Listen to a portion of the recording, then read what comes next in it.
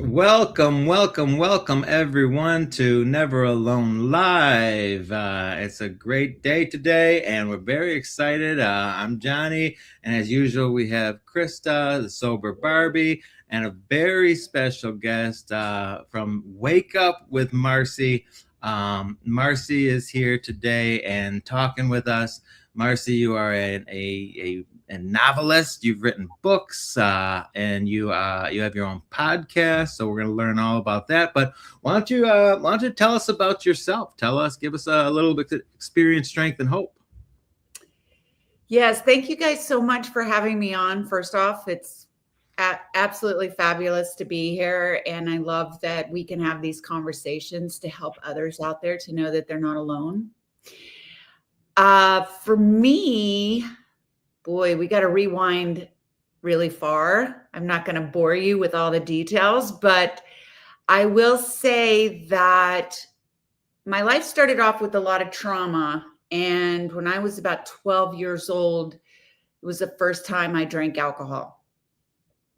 And it made me feel a way that I'd never felt before.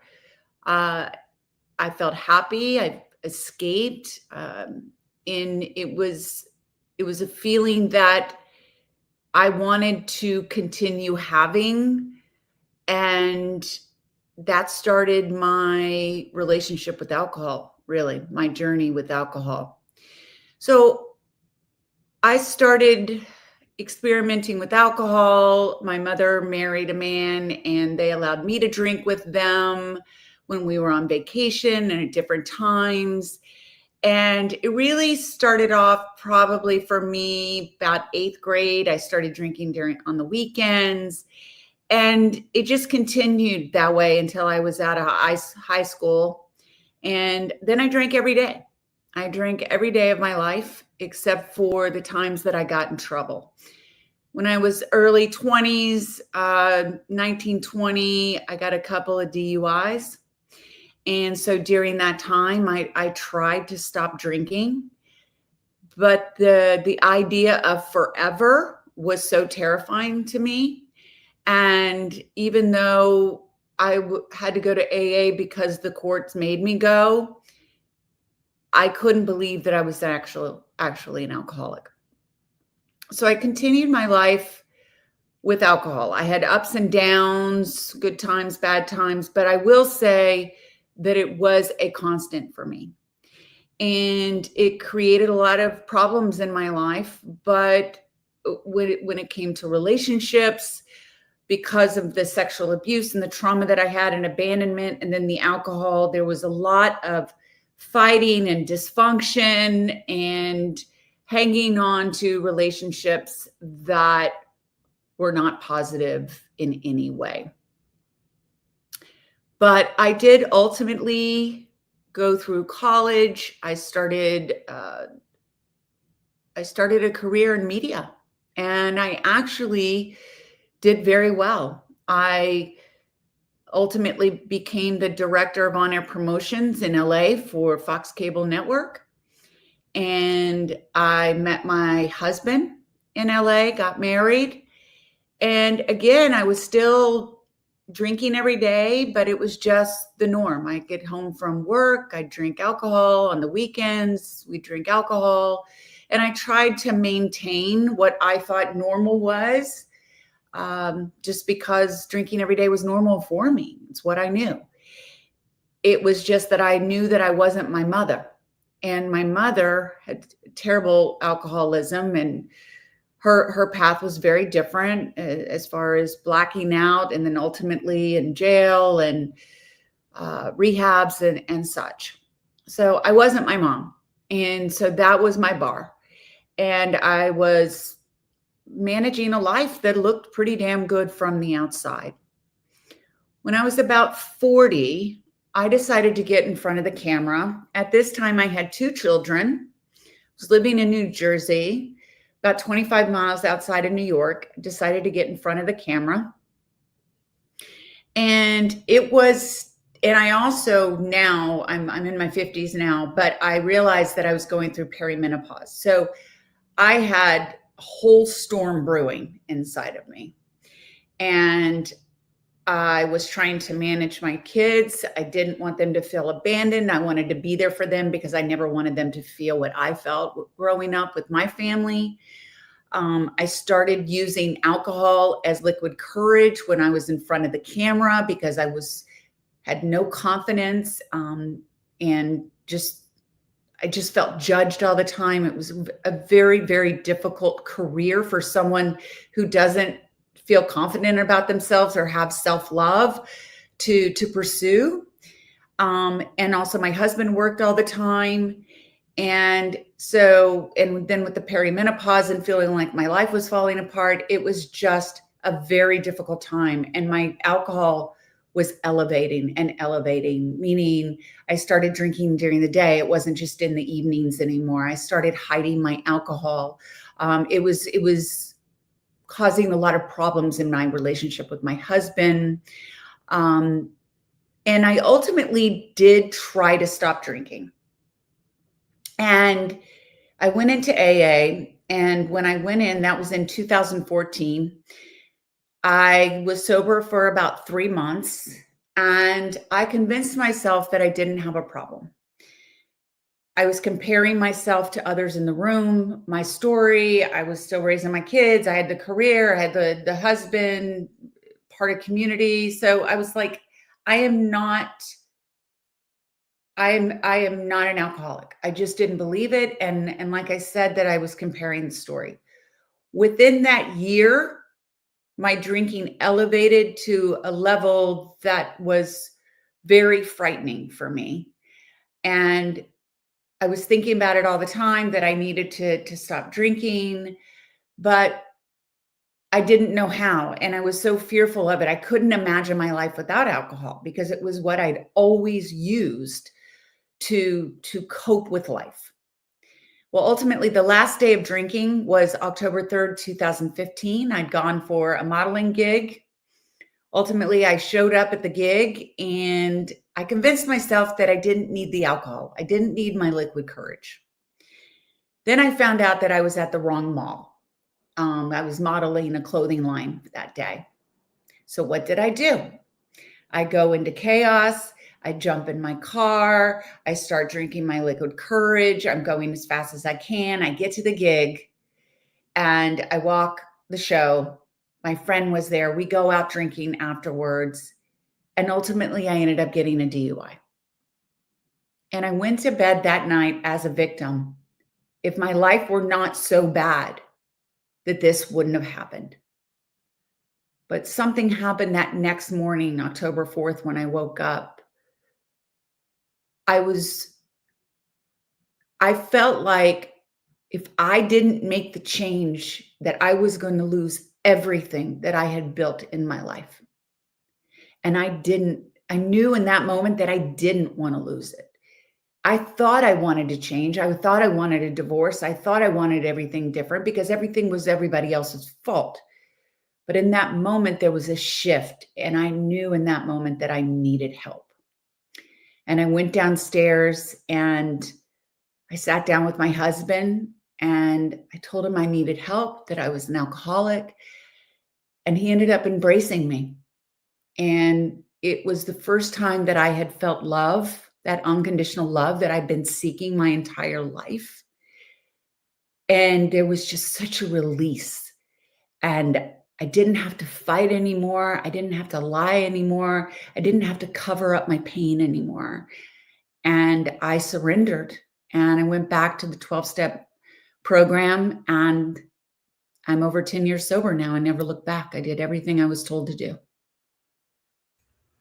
Marcy, this is amazing. And whenever we have people on here, right? There's always so much. I mean, we have extremely different stories, right? But there's so much hope because there's always something relatable. Like you and I have so much in common because it was my modeling career that never took off. That Krista, that was so funny. Krista doesn't even laugh at my jokes anymore. This is our relationship now. She doesn't laugh My at any of my eyeballs just jokes. get big. uh, Marcy, that's so awesome. And so this month is National Women's History Month, right? So we've this month we've had strong women on here that it's all about empowerment and everything like that. And so we're very grateful that you're here and you're sharing your story and things like that. You've done a lot in your recovery. You've done a real lot in your recovery, and you are helping people like crazy. And you have a podcast called Wake Up with Marci, and you've written a few books, one of which just came out, correct? April 7th. Yeah. April 7th. Look Yep. at look at Yep. look. And I did a little homework. We do a little homework around here. But let's talk about that for a minute. Let's talk about, okay, you're in recovery now. You've got some time and you decide to take it out loud, because we talk about recover out loud a lot around here. And I'm wearing a recover out loud hoodie right now that says recover out loud right there. Who's our good friend. Shout out to Recover Out Loud. Well, let's talk about your books and talk about your podcast. Yeah. Well, first off, it didn't start off where I was recovering out loud, right? Because there was a lot of shame and a lot of guilt and a lot of healing that I had to do before I got to a place where I knew I wanted to do more, and I knew that I wanted to help others that were going through the same. And what happened is I decided that I wanted to do, there were a series of things that happened, but I started a Facebook live show actually called Coffee with Marci. And I kind of harnessed all of my knowledge in front of the camera, behind the scenes and such. And I wanted to do something in the community. And at this time, I wasn't really sharing this. It was about a year into my recovery, and I wasn't really sharing my story yet. And this show was taking off. I was sharing about the entrepreneurs and the nonprofits in the community. But then what I realized is that everyone had a story, right? And how they got to the place that they were. And my story was changing. I was starting to live this life of happiness and joy and live a life that I never thought that was possible. And I got in contact with someone that had a streaming network, and they wanted to put my show on. And from that's where Wake Up with Marci was launched. It's now a podcast, but it was a TV show for about 7.5 years. And the show was really about sharing stories of transformation and hope, because it's through our stories that we can help others, and help others to know that they're not alone, and recognize we can all relate in a lot of ways through the things that we're going through, and how did we get through them, and help others to get through them also. So then through that experience, I started becoming more and more open with my story, with what I'd gone through. And I continue to become more and more open, because it's so important for me to change the narrative around this disease and normalize the conversation so more of us can seek help, because it is within that isolation that we stay sick. It's feeling like I'm the only one going through this. I have to heal alone, when you do not. You are not alone. There's over 48 million people in the United States alone that suffer with substance use disorder. So I knew through this time that I wanted to do something, and that's where my TV show came from. Wake Up with Marci is more about like waking up your subconscious, right? Because we really only, when we're awake, we're only using about 10% of our brain, and it's like all of this programming behind that's going on. And it's about changing all of that through our healing, changing our mindset, our narrative, how we think, rewiring our brains. And through that time, really, God is a big part of my healing journey. I couldn't have done this without him. And I feel that each thing that I've done is guidance through my higher power. And so all of a sudden I started hearing from people, when are you going to write your books? When are you going to do, when are you going to write your story? And that's where uh, chaos to clarity came from, breaking the cycles. Because we all have generational cycles we need to break, and seeing the signs is about seeing the signs from the other side. And then now I had for about 2 years in my head the book Wake Up, You're Not Broken, What to Expect the First 30 Days of Sobriety. I kept fighting that. I kept saying, no, I'm not going to write a book about sobriety. I'm not going to write a book about this. And then I finally acquiesced after 2 years of thinking about it. And I'm so grateful I did, because what this has done is opened up so many doors to me as far as helping people in those first 30 days and helping people in recovery centers and being able to align myself with nonprofits that are helping others with alcohol use disorder and substance use disorder. So my path has been turning my pain into purpose. And there is no shame in this disease. And that's what I want people to know and to understand, because we've had this narrative for so long that we kept it hidden. We kept the shame inside our families. And this is a family disease. And we need to normalize this conversation and understand the help that is available. So that's just become my purpose. And I'm so grateful to have been put on this path in life, really. This is phenomenal, Marci, and we have your books are right here on the screen with us. Thank you, Megan, for throwing those up. The links for Marci's books are in the comment, as well as her podcast, Waking Up with Marci, or Wake Up with Marci, excuse me. And this is so awesome. And we talk, like I said, we talk about Recover Out Loud. I'm gonna drop over to Krista for a second, because Krista is a Recover Out Loud champion. I'm so glad you guys got to meet. And Yeah. one of a person we interviewed a few weeks ago, our friend Kyle from Wisconsin, he's started a company called Normalized Sobriety, and he from Wisconsin, where he says that they've normalized drinking so much, and there's underage drinking, there's all this and all that, and I mean it's legal, and so he started Normalized Sobriety. So we are all really on the same page. But Krista, go ahead. Let's. Krista started with Recovering Out Loud. Go ahead, Krista. I love that you said pain to purpose, because I mean we didn't go through this for no reason. It's to help someone else, and my journey is a little different. But I grew up on a resort island where everyday drinking is like normalized, and especially underage drinking. And I was different than everyone else, and I turned to social media when I was losing my husband to addiction, and I went viral overnight. And then he got sober. I was like, I have this platform. And I noticed it was during COVID, and I noticed a lot of other people were sharing their recovery really loud.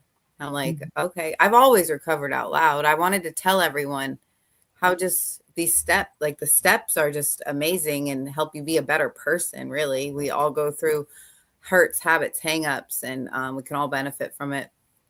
But there's so much power in seeing someone else's eyes get their lights back. And social media has been a game changer in all of it. And I'm so grateful to meet you. And I got to get these books now. I got to imagine getting those books in recovery. Like, they probably help so much. Yeah, chaos to clarity is just, it's funny because I'm working on an audio book for that now. And so I released the book 3 years ago, and recently I've won some awards for it. So I'm very grateful for that.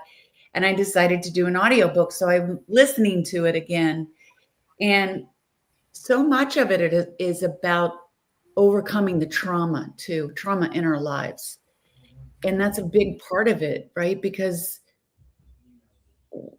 we drink to numb. There's something that we're usually pushing down, that we're not facing, and overcoming that. And so I just realized, like, the book Chaos to Clarity does talk about my recovery and addiction and such, but it's about overcoming and becoming triumphant over the past abuse that I went through, and changing my mindset, and just becoming the best version of myself.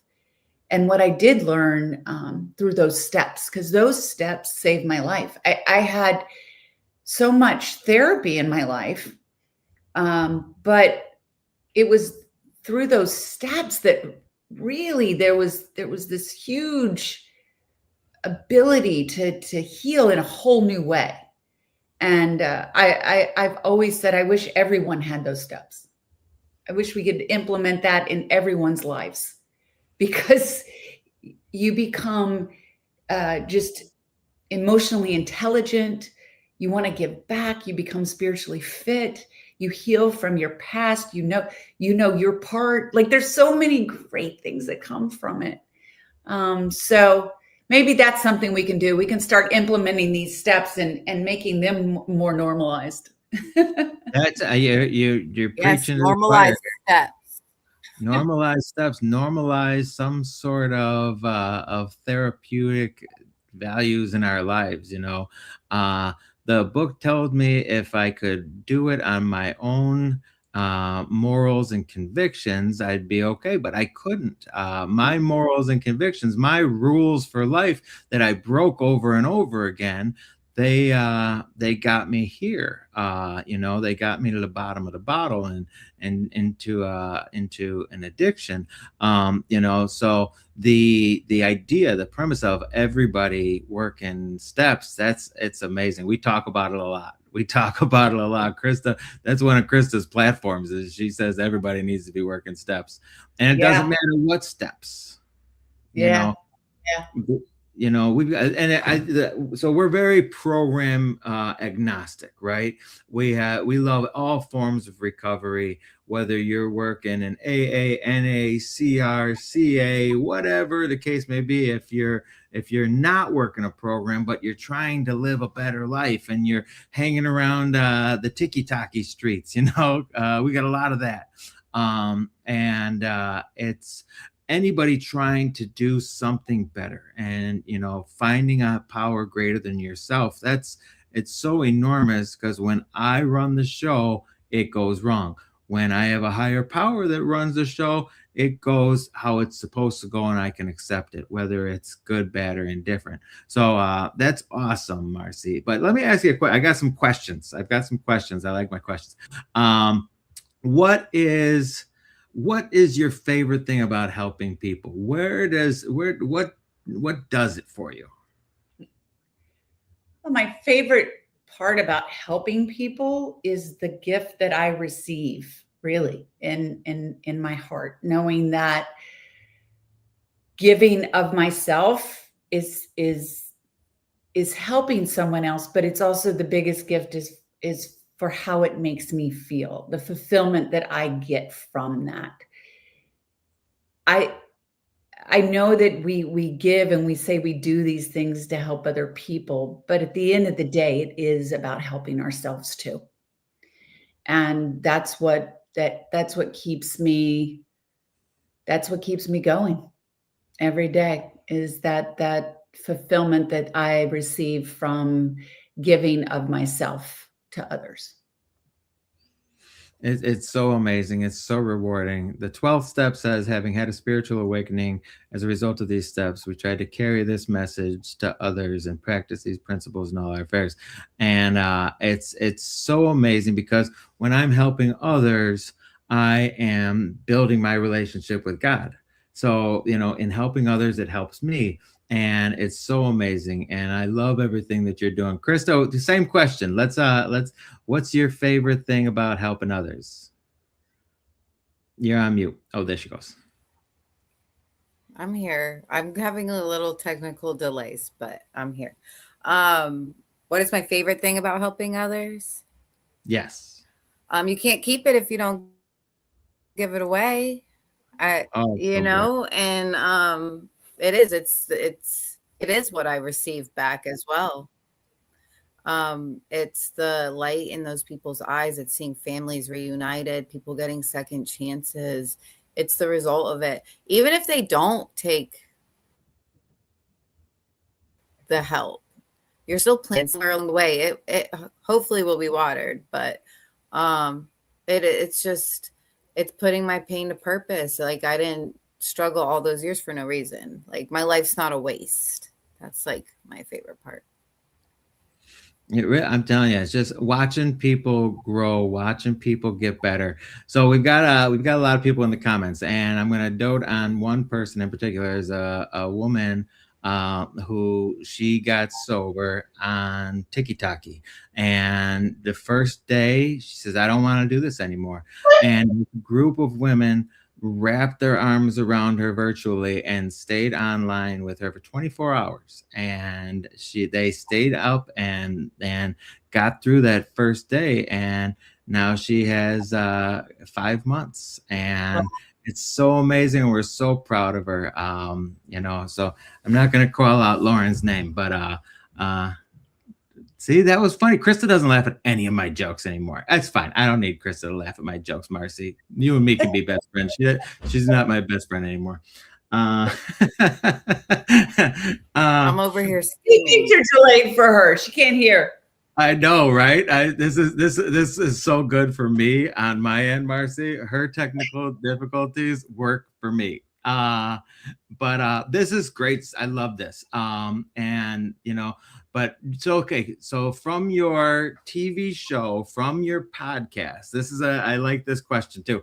Who is your favorite interview that you've done? Who, because you've interviewed a lot of people. I Who know. Yeah. I, I we talked about this question beforehand, and when I told you about it, you kind of gave me that face. But It's like, um, you know what it is? Because I mean, I think I've done 500 interviews. I mean, I have done so many interviews. And I honestly, I love every interview that I do because I get something out of it. And I know that I'm giving to someone else that's listening through that conversation. And it's so amazing what people have gone through in life, and now that they are giving back and helping others, and there's so many of us that, and we're like just creating this incredible community, not just in alcoholism and addiction and recovery and mental health. I mean, it's in all aspects of life. But I will say the one person, and actually she's a celebrity, Patricia Heaton was on my show, and she always stands out for me. And the reason being, it was during COVID that I had this interview with her. And it's just that she, I've been watching Everybody Loves Raymond, and, she just seemed like this really down to earth woman. And she got on and she started just sharing her truth that during COVID, she started drinking more. She started drinking during the day and just realizing that how it was affecting her life negatively. And she had to make that change. And I just think it was just, she came on and it was like talking to a friend, just knowing that celebrities are just people too, that they go through the same. And just how honest she was when she has this, she has this portrayal of a person that she has to, or we think she has to be, right? But yet in that honesty, there was just such a connection. And I feel like so many people could connect to her on a different level.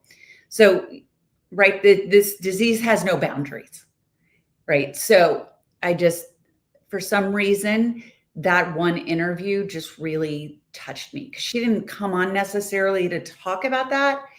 And she just was so open and honest. And it just showed so much strength, and that we all have it within us. that's so amazing. I love what you said there, and it doesn't matter how much time you have. Doesn't matter how much time you have. It's the person that woke up earliest is the one who's most sober, and we're all just 24 hours away. Yeah. This is it. We all have today. Yesterday was gone. We did great. We didn't drink. Today is the question. And if we do good today, we can build for a great tomorrow. And that's so awesome. And everybody puts their pants on one leg at a time. It doesn't matter, and this disease doesn't care if you're a celebrity or and not a celebrity. It doesn't care if you're a man or a woman. It doesn't care what race you are. It doesn't care what religion you are. It is trying to take us all out. And we stand together and we can fight against it. And that was so great. I loved everything about that answer. Thank you, Marci. Krista, we've done a bunch of interviews. Who's been your favorite so far? She's going to say Marci. Thank you. Yay! Oh, she is having so many glitches. I know, Krista, we miss you. She's so mad at me. Wait, right is now. it who? Oh, Who's your favorite? is it Emily Glitzy? So What? frustrating. So frustrating. My favorite person. It's so delayed. I'm telling. It's like she's giving us dramatic pauses, Marci. This is.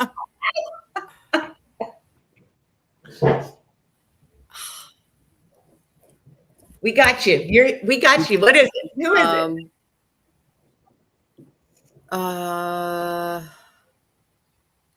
Probably the Sober Girls group chat.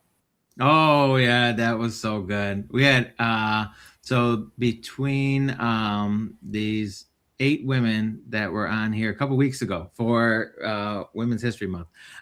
They started this group chat. They go on vacations together. They do all this stuff, and there's 100 years of sobriety between them, and it's just there's so much love and so much they care about one another, and they care about helping other people, and that's their common bond. They're in recovery, they help other people, and they're all Instagrammers and TikTokers and all that stuff, and they're so great. And I knew Krista was going to say that, but okay, so you've got a big Instagram following. You're big for your podcast and stuff. On one of your Instagram posts, semi recently, I think you wrote, about the quiet of early recovery. The quiet of early recovery, which that took me back, and it made me think a lot about the quiet of early recovery.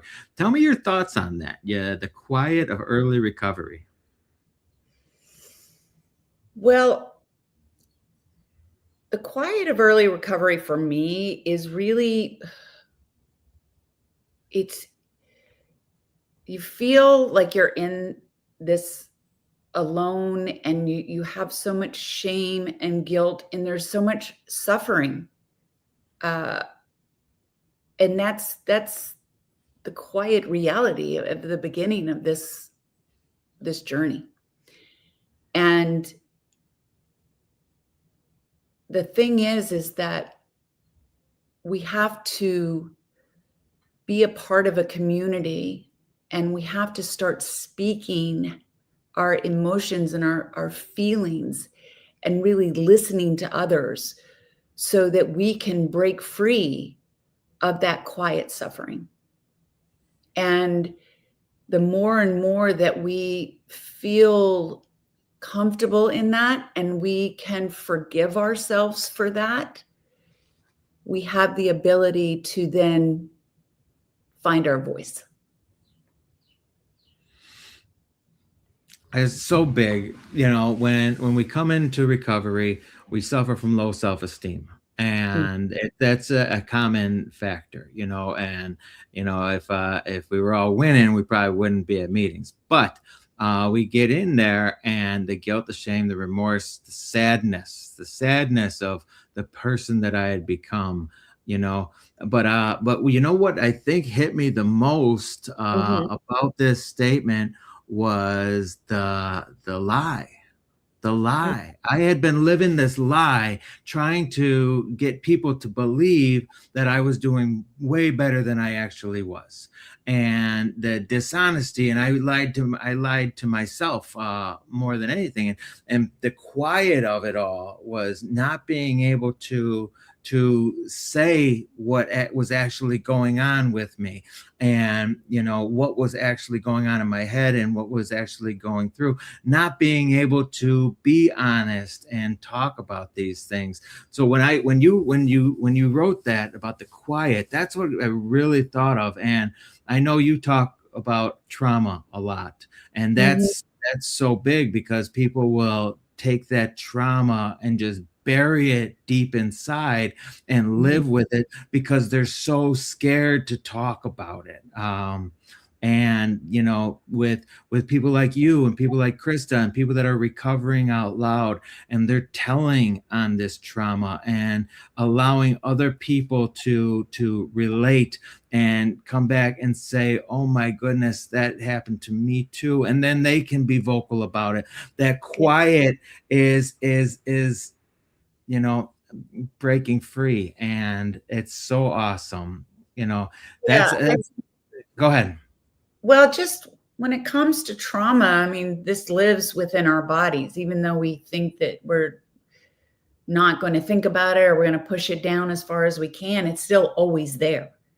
And the trauma affects our brain. It's like there's all these things that we can do, but the reality is how this trauma changes our brain, how alcohol changes our brain, right? And it's the things that we learn through the program or each other that can allow us to rewire our thinking and release that trauma so that then we don't have to continue to live with it and let it overtake us. So, like for me, like writing my book, Chaos to Clarity, like you can tell your friend all day maybe that about a traumatic event, but you're not really healing from that. You're just staying in the story, right? So we tell a story to as many people that maybe will listen or that we feel comfortable with, because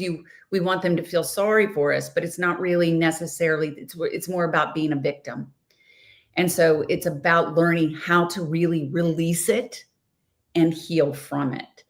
And writing my book was very, very cathartic for me. I mean, those things no longer define me. They're no longer, I don't live in those stories anymore. It's something that happened to me. It's something that happened to me. And I don't have to stay stuck in that anymore. I don't have to be the girl that was sexually abused and made decisions from that I wasn't happy about. And to know it wasn't my fault. There's other things that I've started becoming very vocal about from that also. And, that's about being raped in a situation where you've had too much to drink or in a blackout, and you feel shame that you put yourself in that situation and it's not your fault. So it's just the more and more that we heal, the more and more that we do the things that we're told to do, and we take the action every day, the more we can become vocal and heal from the things that we have hidden for so long. Because every year, every moment that I do this, I get stronger and stronger and more verbal about my story so that I can help others to know that they're not alone in that. And there's so many of us that stay stuck in the things like that. I did this, I'm shameful for that. Well, no, somebody took advantage of you in a situation where you weren't of your right mind. That doesn't mean you asked for it. That's somebody else that made a terrible decision, and you don't need to live in that shame for that. So I'm sorry, I'm kind of going on a rampage. It's just No, absolutely. No, yeah, this is the quiet that we're talking about right yeah, now. This is where people, anybody who's been in that situation that you're in, because there's so many that are living that same exact scenario that you're talking about right now, that have been in a situation that blame themselves. No, it's not your Yeah. fault. Right. It's not your fault. And that's and by being able to vocalize it and get out of that quiet of early recovery, Mhm. is that's what will ultimately break that cycle, because that's the cycle. That's the cycle. I live in my head. I have grief over things that I think are my fault, and I drink over them. I use over them, and I numb those thoughts and numb those feelings. The problem is that when the numbing goes away, those thoughts and feelings are there again. And what do? Louder after your nervous system and all is like They're so fake. louder. Alcohol.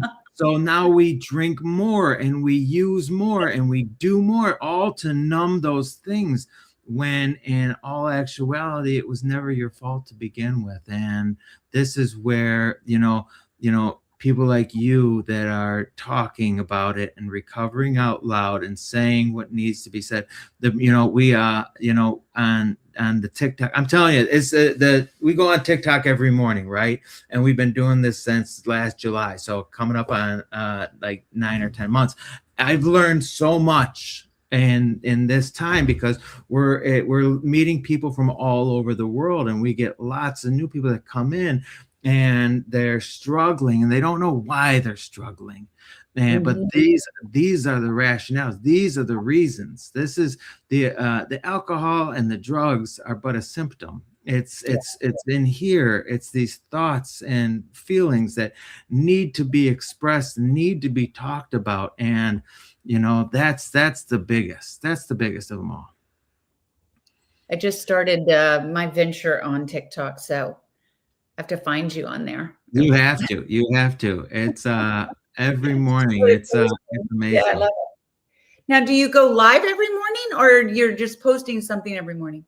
No, we go live every morning, and we're live every morning on TikTok from 10 a.m. Eastern Standard Time till around noon. So we get about between an hour and a half, 2 hours on average.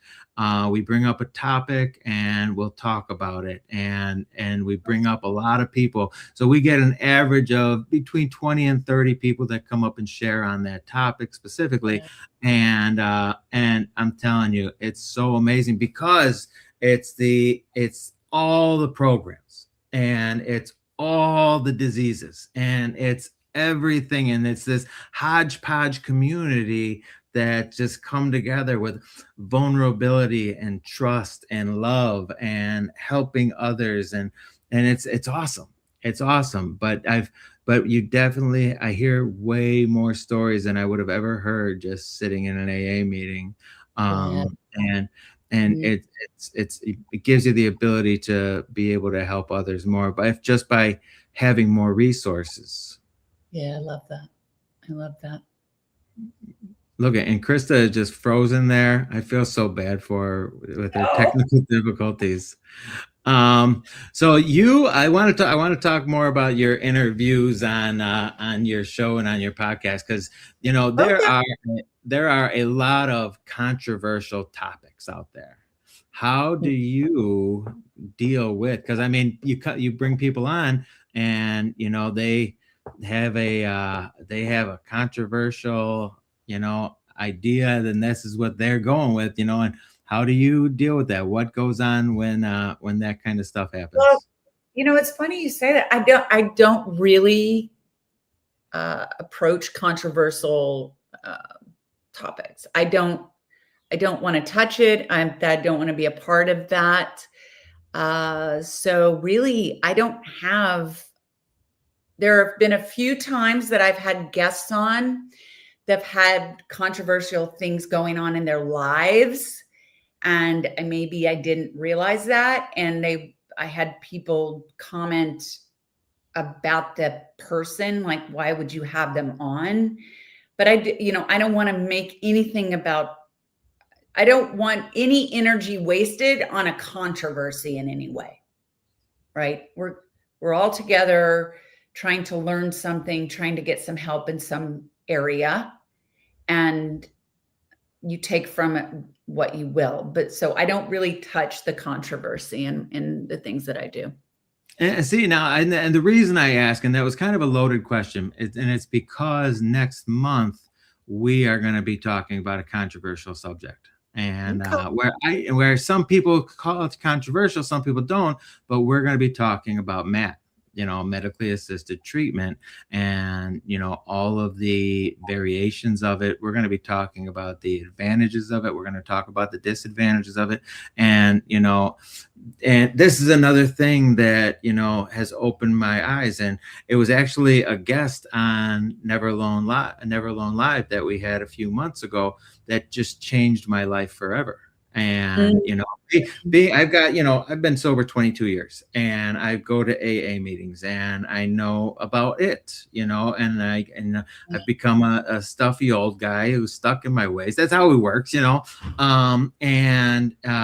I don't know anything about it. So when we were interviewing someone who talked about being sexually assaulted as a young person, and what did they do? They turned to H, and H numbed the pain, and got arrested, and all this stuff happened, and just that the H never went away because the thoughts never went away.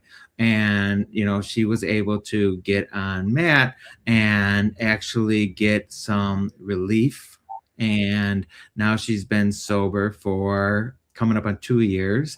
And she still does the MAT program, but she's gonna wean down, but she isn't using her drug of choice. She isn't on that anymore. And I'm telling you, it was that story that just said, okay, I know nothing, and this is beautiful. And anything that's going to help somebody get off of something like that is amazing. So that's why, it's going to be a controversial month. It's going to be a controversial, No, I appreciate you talking about it. I have somebody that works in a recovery center, Mountainside Recovery, which is a recovery center that I'm close with. And I have expert contributors in my book, and that's one of the things that she will be talking about. And I think that everybody's sober journey is very different. And I think that we do need to be open to all the different ways that people can get help. What works for one doesn't mean it's going to work for another. And if something helps them, then I think that it's important that we're open to it. But it's a choice that somebody makes. And I myself, I don't go to AA anymore. I haven't been going for years. And I, of course, was one of those people that was in AA that the seed was planted that I would be scared to death, that I would relapse if I didn't go back. But there were some very negative things that happened to me within the program. And so I work the program on my own in many ways, if that makes sense. So absolutely. And you're right, they're all forms. Yeah, AA saved me, but I don't go anymore. But I appreciate that you're going to talk about that, because I used to think, my mother would talk about that, and she ended up dying from her disease. And my husband and I would say, well, she's weak if she's going to be needing to, everybody just wants a pill to make it better. But you know what? Maybe my mother would be alive today and sober if she had gotten that help. And that, you know what that is? That's open-mindedness. And being open-mindedness to all forms of recovery. And we can talk about being open-minded all day long, but until we actually accept everything, and it's a whole different ballgame. And doing all of this that we do on here with Never Alone Live, the TikTok, the videos, that it has just opened my eyes to how close-minded I was for such a long time. And but it's amazing once you open your eyes, because it's freeing. And there's a lot of people that hopefully will be able to get and receive the help that they need. And it's amazing. And Krista is like you. She worked AA, and then she moved on to a different program, which is Christian based, and it's called Recovery Alive, and she loves it, and she's actually teaching it to other people and going through the steps with other people. I'm so proud of her. Don't tell her I said that, though. I don't want her to get a big head. And it says in the comments that Krista has a new laptop en route as we speak. So come next week, come next week, it'll be all different. Very A miracle. There was one other question I thought I had. What have you learned? And I know we've kind of danced around this question and topic and everything else, but what is the biggest thing that you've learned from all of your interviews and all of your book writing, be it from someone else or just about yourself? Oh, well, I think one of the biggest is that we are capable of all things. And it's really just the belief that we have in ourselves. And I've just learned that I can do so much more than I ever thought I could do in life. And just learning to dream bigger and bigger, because I always thought so little of myself. And I never thought I was capable. And as I continue to follow the path that God has put me on, and I believe in myself, and even if I'm afraid, I do it anyway. I realize that I can do what I need to do to make a difference.